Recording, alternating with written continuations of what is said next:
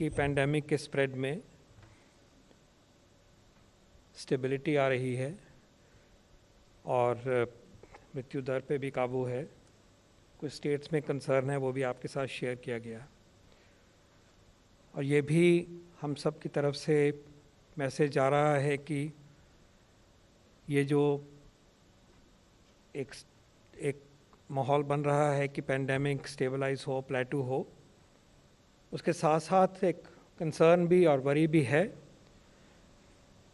कि ठंड के मौसम में हो सकता है कि हमारे ऊपर ये पैंडेमिक फिर बरसे, फिर बढ़ जाए और आउट ऑफ कंट्रोल होने की कोशिश करे।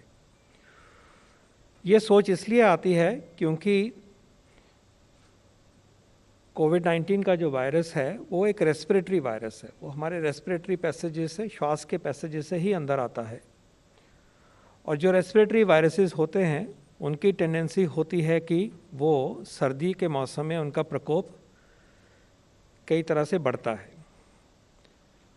ये वायरस की टेंडेंसी बढ़ जाती है, इसका थ्राइव ज़्यादा करता है ठंड के मौसम में ये वायरसेस एज अ ग्रुप, और ये भी हम एज्यूम करते हैं कि वैसे ही बिहेव करेगा।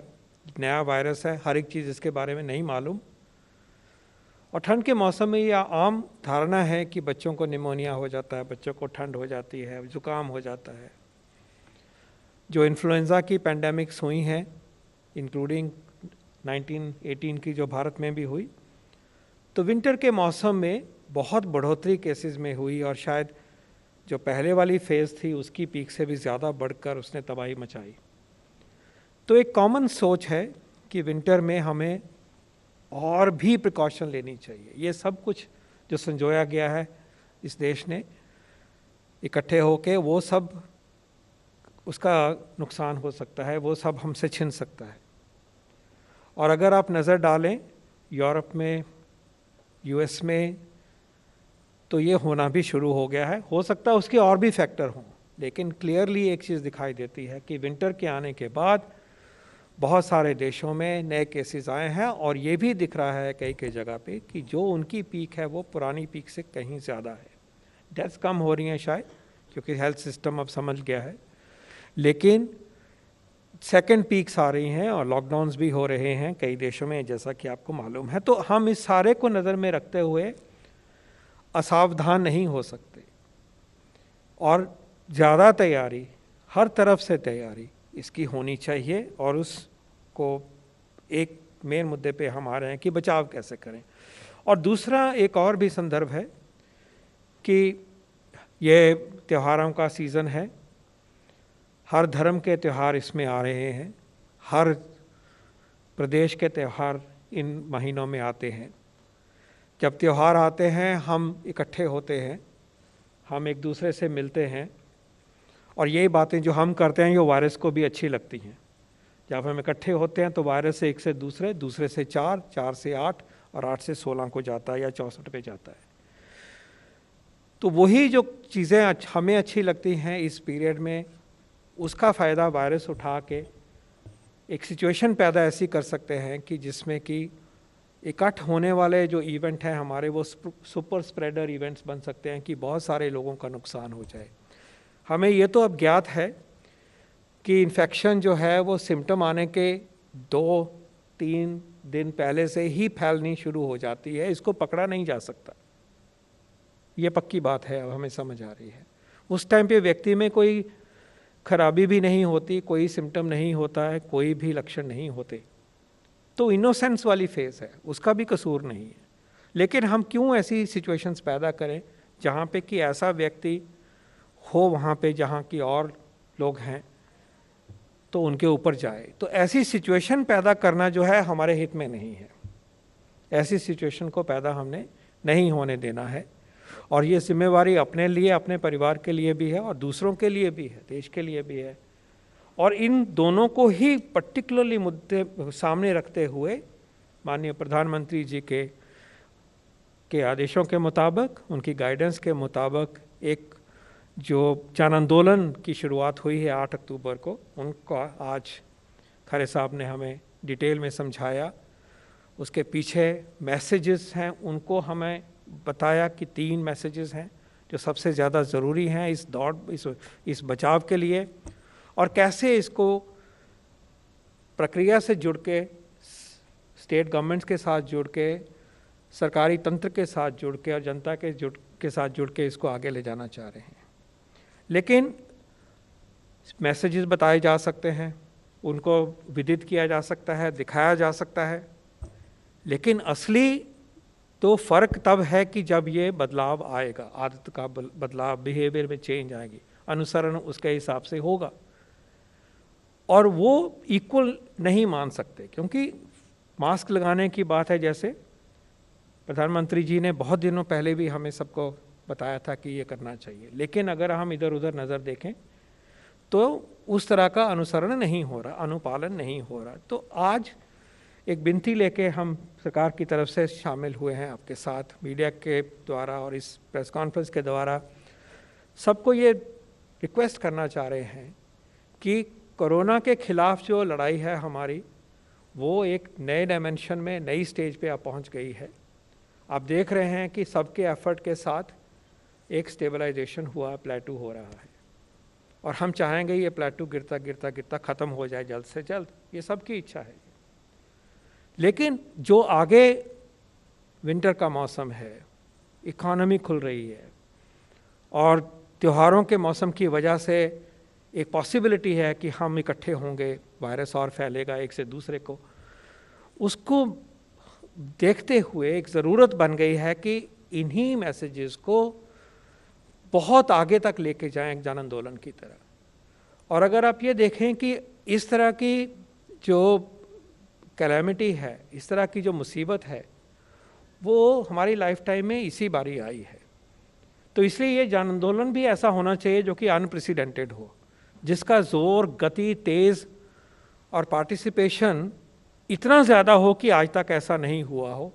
90 करोड़ की बात कर रहे हैं कि पहुँचेंगे हम, ये इंटेंशन है, कोशिश है, लेकिन 90 करोड़ लोगों तक पहुँच के और 140 करोड़ तक पहुँच के जो बदलाव होना चाहिए, असली मुद्दा और असली जीत उसी में है, क्योंकि वही हमें इस कोरोना की लड़ाई में इस स्टेज पे एक पूरे ज़ोर से विजय की तरफ लेके जाएगा। अब इसमें अगर हम थोड़ा सा साइंस पे हट के वापस आएँ तो क्या दिखाई देता है, जैसे कि मैंने इसी मंच से कई बार कहा कि जो इस लड़ाई में सबसे अच्छी बात है कि हमारा बचाव ही हो जाए, हमें कोरोना पकड़े ही नहीं। जब पकड़ लेता है तो अस्पताल में जाना है, टेस्ट करवाना पड़ता है, जिस लोकेलिटी में हुआ हमें कंटेन करना पड़ता है, मुसीबत सहनी पड़ती है, फिर एक बड़ा फैसले लिए जाते हैं कि उसमें आप लॉकडाउन करिए, ज़िंदगी रुक जाती है, नुकसान होता है, डेथ्स होती हैं। तो अगर बचाव ही हमारी पहली स्ट्रैटेजी है तो हमारे पास सिर्फ 2 रास्ते हैं। एक रास्ता है कि एक वैक्सीन होगा किसी ज़माने में, किसी टाइम पे, किसी स्टेज पे, तो वैक्सीन लग जाएगा, वायरस नहीं पकड़ेगा। लेकिन जब तक नहीं है तो फिर एक ही रास्ता रह गया कि हम कोविड अप्रोप्रिएट आचरण को अपनाएं, और वो ज़ीरो इन हो जाता है इन्हीं 3 चीज़ों के ऊपर, और कोई रास्ता ही नहीं है बचाव का। और बचेंगे, टाइम निकल जाएगा, ज़िंदगियां बच जाएंगी, और जो थोड़ा बहुत होगा उसको हम अच्छी तरह से संभाल सकते हैं, जैसे कि हम सब ने, देश ने करके दिखाया। और फिर एक डायमेंशन आ जाएगी कि जब हमें इसकी वैक्सीन की उपलब्ध हो जाएगी और हम इसको विजय करके आगे बढ़ जाएंगे। तो बचाव के बारे में जितना भी हम सपोर्ट कर सकें, जितना भी कह सकें, वही कम है। बचना सबसे बड़ी बात है। और अगर आप सोचें तो बचने के लिए जो 3 मैसेजेस हैं और 3 व्यवहार हैं, 3 बिहेवियर्स हैं, इसमें ऐसी कौन सी मुश्किल है कि जो हम नहीं अपना सकते। पहला मैसेज है कि आप मास्क पहनिए, 100% मास्क पहनिए, हमेशा मास्क पहनिए। मास्क मुझे बचाता है और मुझसे आपको बचाता है। मास्क रोकता है ड्रॉपलेट्स को जो वायरस लेडन होकर दूसरे को ना जाएं, कहीं और से आ रही हैं, उसको रोकता है। लेकिन हमने मैसेज में ये भी कहा है कि सही से मास्क पहने। बहुत ये भी देखा जाता है कि मास्क लगाया लेकिन वो फेस से उतरा हुआ है, गले में लटक रहा है, कहीं गिरा हुआ है।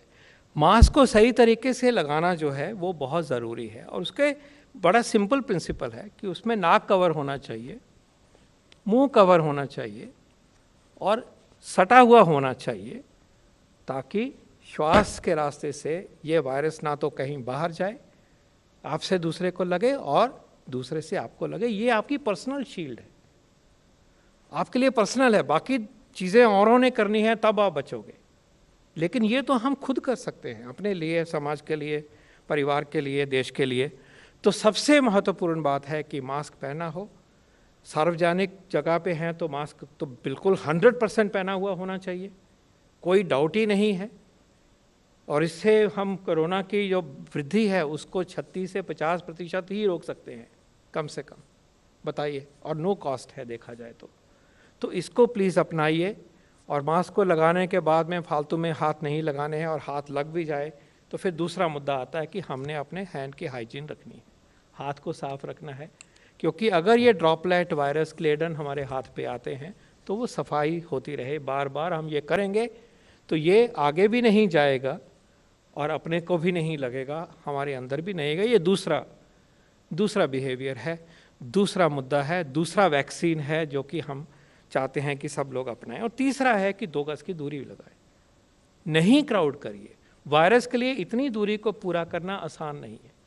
पास में रहेंगे तो पास जाता है, छींक से जाता है, बोलने से जाता है, ड्रॉपलेट से जाता है। तो ये 3 मुद्दे जो हैं, सही से मास्क पहने, हाथ धोएं बार बार, निभाएं 2 गज की दूरी, इनको ही अपनाने की आज हम बहुत विनती से अपील करना चाहेंगे सबको।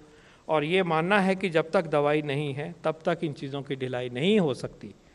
और पर्टिकुलरली हम सब आपको ये रिक्वेस्ट करेंगे कि मीडिया इस बात को आगे बढ़ाए। ये तो जो आपको दर्शाया गया है ये तो एफर्ट सरकार का है, इसके ऊपर जन आंदोलन के रूप में जनता की भी भागीदारी अपने आप से होनी चाहिए। क्या और कर सकते हैं हम इसको बढ़ाने के लिए? अपनी लोकेलिटी में, अपने समाज में, अपने आसपास बहुत कुछ किया जा सकता है।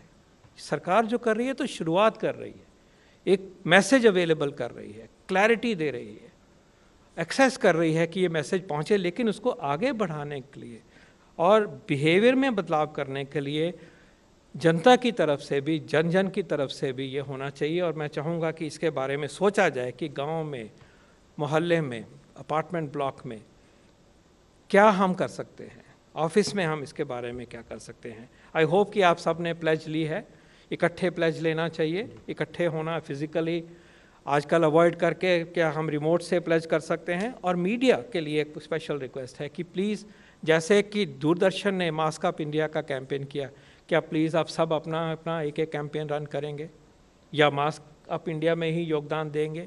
क्या हम इतनी विजिबिलिटी मास्क अप की करें और 3 मैसेजेस की करें कि हर जन को ये पता हो कि ये बिहेवियर करना, और ऐसा होने से माहौल बदलेगा। और मैं ये भी कहूँगा कि जो ऐसे नहीं पहनते, ज़रा उनको हाथ जोड़ के टोकिए भी, उनको कहिए कि क्यों नुकसान कर रहे हो अपना और दूसरों का और देश का। शायद ये भी हमें एक दूसरे को परसुएड करना है। घर के अंदर भी जब सब लोग बैठे हैं, यंग लोग बुज़ुर्गों के लिए इन्फेक्शन लेके आते हैं, यंग लोग अपने आप सफ़र कम करते हैं, जैसे कि सर ने दिखाया आपको डेटा मोर्टेलिटी का। यूथ के लिए प्लीज़ हाथ जोड़ के विनती है, आप ये मत सोचिए कि मोर्टेलिटी थोड़ी बहुत कम है बिलो सर्टन एज तो जिम्मेवारी ख़त्म हो गई, वो तो सेल्फिश बात है। यूथ में ज़्यादा इन्फेक्शन हो रही है तो फैला भी ज़्यादा रहे, ये आपकी जिम्मेवारी तो और भी ज़्यादा है कि आप इसको अपनाइए।